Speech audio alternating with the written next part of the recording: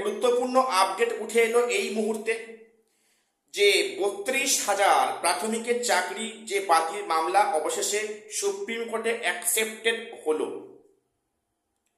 আমি সে নিয়ে গুরুত্বপূর্ণ আপডেট দেব এবং সেখানে এই মামলার গুরুত্ব আছে বলেই পরবর্তী হিয়ারিংয়ের ডেট দেওয়া হয়েছে। ডেটটা কবে আমি সে নিয়েও ডিসকাস করছি।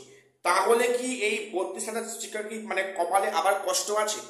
তাদের কি পুনরায় যোগ্যতার প্রমাণ দেখাতে হবে যেমনটি 2016 এসএলএসটি হয়েছে? আমি সে নিয়ে ডিসকাস করছি। কাজে ভিডিওটা স্কিপ করো না, চ্যানেল সাবস্ক্রাইব করে দিও এসএসসি, পিএসসি এবং গ্রুপ সি গ্রুপ ডি গুরুত্বপূর্ণ আপডেট পাওয়ার জন্য।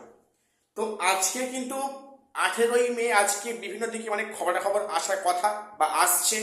তার মধ্যে একটা হলো যে 32,000 যে চাকরি বাতিল মামলা আজকের অ্যাকসেপ্টেড হলো এবং এই মামলার গ্রহণযোগ্যতা আছে বলে বিচারপতি দীপঙ্কর দত্ত স্যার উনি উল্লেখ করলেন। তো উনি প্রশ্ন করলেন যে এই যে সমস্ত 2016 যারা চাকরি করছে সেখানে কি প্রত্যেকের টেট কোয়ালিফাই করা আছে, তারা কি যোগ্যতার প্রমাণ দেখিয়েছে? এক্ষেত্রে সব ক্ষেত্রে হ্যাঁ বলা হলো। সবাই বললো হ্যাঁ আছে আছে আছে। থাকলে পরে তাহলে এই নিয়ে একটা প্রশ্ন কেন উঠবে? যেখানে সিবিআই বলেছে যে এখানে প্রচুর আর্থিক লেনদেন হয়েছে, তাহলে কথাটা কি মিথ্যা কথা? দেখো, এই মামলা কিন্তু হাইকোর্টে ডিসমিস হয়ে যায় তাদের ফ্যামিলির কথা চিন্তা করে বা মাথায় রেখে। অথচ অবাক করার বিষয়, একই ক্ষেত্রে একই পার্সপেক্টিভে 2016 এসএলএসটি তাদের চাকরি বাতিল হলো, তাদের কিন্তু ফ্যামিলির কথা মাথায় এলো না। একেই বলা হয় কি যে বেঞ্চ বদল হলে মনে হয় রায় চেঞ্জ হতেও পারে, কিন্তু এমনটা মনে হচ্ছে। তো যাই হোক, আমাদের বিচার ব্যবস্থাতে আমাদের পূর্ণ আস্থা আছে, এরপরও থাকবে।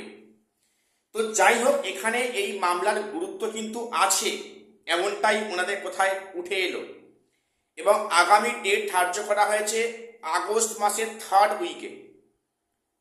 উইক অফ আগস্ট কিন্তু এই মামলার পরবর্তী ডেট ধার্য করা হয়েছে। অর্থাৎ এই মামলা কিন্তু ফাইল খুলল। এখানে একাধিক অনিয়ম আছে, এখানে ভুরি ভুরি অভিযোগ, আর্থিক লেনদেন যেটা সিবিআই প্রকাশ করেছে।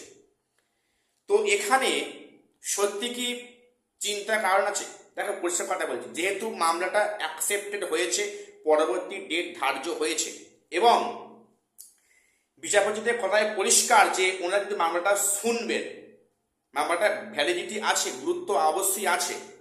এবং যেখানে বিচারপতি পরিষ্কার বক্তব্য যে ভবিষ্যৎ প্রজন্ম যাদের হাতে আছে তারা সঠিক এই পদের জন্য যোগ্য কিনা দেখতে হবে, এটা পরিষ্কার ইঙ্গিত। অর্থাৎ যেন কোথাও মনে হচ্ছে যে 2016 যে 32,000 শিক্ষক এখন স্কুলে আছেন ওনাদের মনে হচ্ছে আবারও 2016 এসএলএসটির মতো হয়তো নিজেদেরকে যোগ্যতার প্রমাণ দিতে হতে পারে। মনে হয় এই মামলা সেদিকে আগামী দিনে আগাবে বা আগাচ্ছে। এই মামলার গুরুত্ব আছে নিশ্চয়ই বিচারপতিরা বুঝছেন যে এই মামলা কিন্তু কিছু একটা ফল্ট অবশ্যই আছে। কাজে এই মামলাটা গুরুত্ব আছে, ওনারা শুনবেন। এখানেই হয়তো অনেক অনেক খবর বা তথ্য কিন্তু উঠে আসবে ভবিষ্যতে। এনারা কিন্তু কিন্তু চাকরি নিয়ে অনেক সংশয় দেখা দিচ্ছে বা দেবে আগামীতে।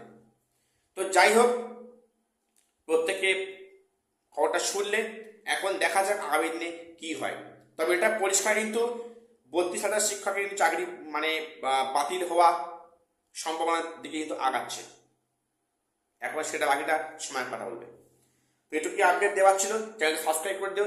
দেখা হচ্ছে পরের ভিডিওতে।